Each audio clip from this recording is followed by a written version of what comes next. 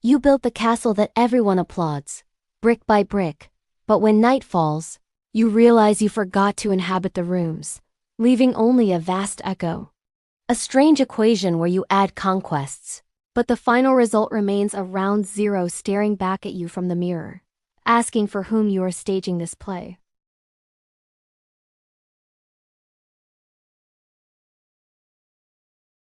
The emptiness you feel is not ingratitude.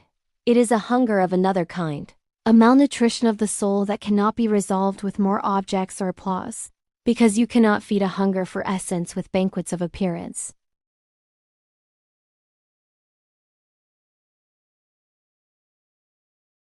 You learned to be functional before you were real, training the armor of someone who has everything under control, but the weight has become unbearable.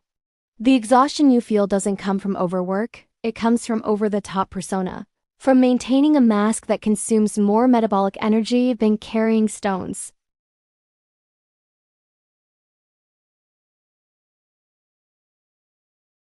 You traded curiosity for security in a silent transaction, accepting a map drawn by others that guarantees you won't get lost, but prevents you from finding yourself.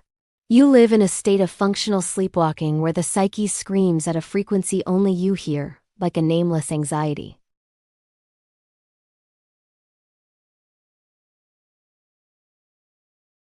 This emptiness is the dizzying sensation of being a guest in your own home, an efficient manager of an existence that doesn't want to be managed, but felt. In trying to control all the variables to avoid pain, you ended up numbing your capacity to feel genuine joy as well.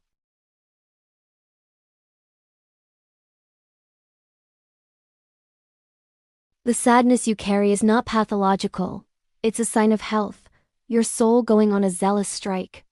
Observe the micro-protests of your body, the weight on your shoulders, the tension in your jaw, warning you that you are violating your integrity in the name of an approval that does not nourish you.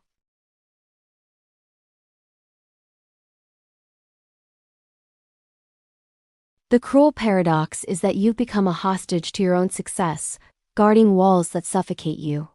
There's an abysmal distance between the acceleration the world sells you and the rhythm your nature demands. And that emptiness is the exact measure of that disconnection.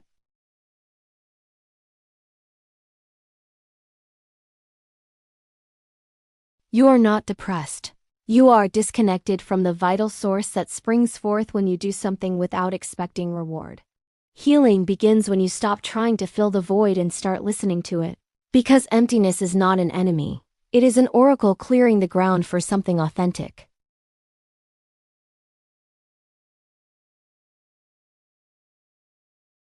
Imagine losing all your social standing. The panic you feel is a measure of how much you've neglected your core. You need to unlearn your life, questioning every I have to with the curiosity of a child. Is this mine, or was it given to me by previous tenants?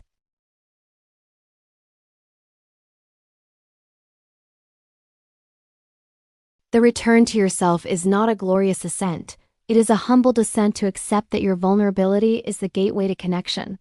The solitude you feel is your truth refusing to mix with the collective lie, an invitation to anchor yourself in something that does not waver.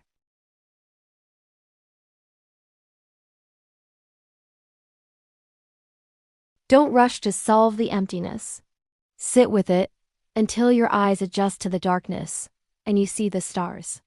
Internal revolutions are slow. They begin with a calm no to what drains you and 5 minutes of brutal honesty in front of the mirror.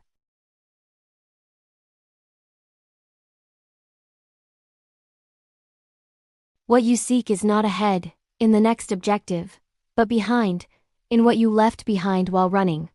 You must go back to pick up the pieces of yourself that remained on the roadside, the passions you ridiculed, and the sensitivity you hardened.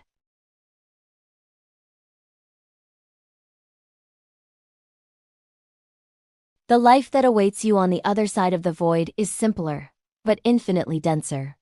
It has less neon glow, but more campfire light. It has fewer applause, but more real hugs. It has less certainty, but much more truth.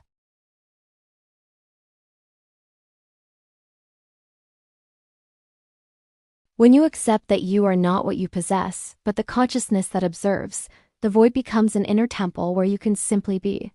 The peace you feel will be a solid foundation, an anchor forged in your honesty that does not tremble when the world blows.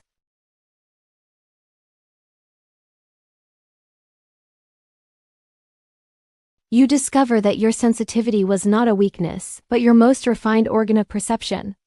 You don't need to destroy the life you've built. Just inhabit it now like a conscious actor who knows they are on stage, always keeping the door open to the inner sanctuary.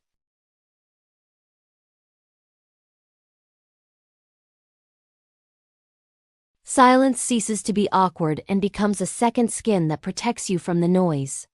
You gain a new dignity, the uprightness of someone who no longer carries the dead weight of others' approval, occupying your space in the world without apologizing.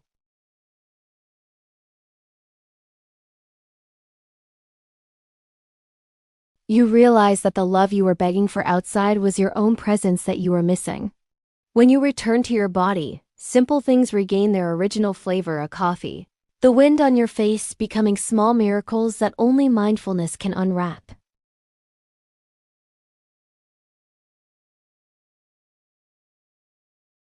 Your ambition shifts from a hunger for more to a desire for better, stemming from a wellspring of purpose.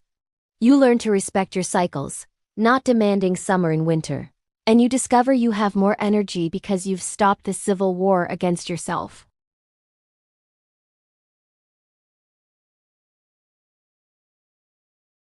The void reveals itself as a fertile ground where your true ideas wait to be born. You no longer need to shout, because your authenticity has a magnetic resonance that naturally sorts through your relationships without conscious effort.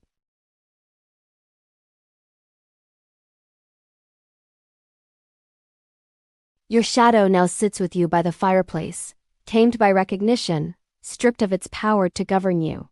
Life becomes a slow dance where you adjust your step to the music, trusting that each measure has its place in the symphony.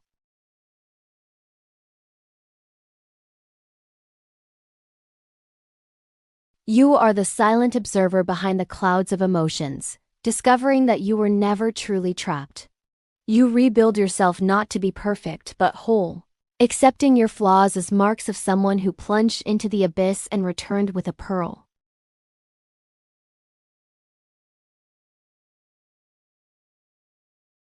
What you have now is inalienable. The market may crash and the applause may cease, but the intimacy you have achieved with yourself is the alchemical gold extracted from the lead of your pain, your true wealth.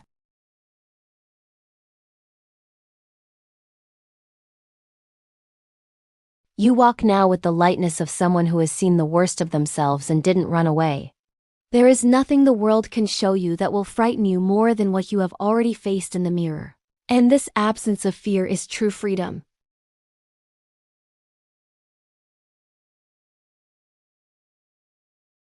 You are your own master, your own guide, your own home. And when you close your eyes at night, the darkness is no longer loneliness. It is merely the velvety embrace of the universe telling you that you can rest, because you have finally arrived at the place where you have always been.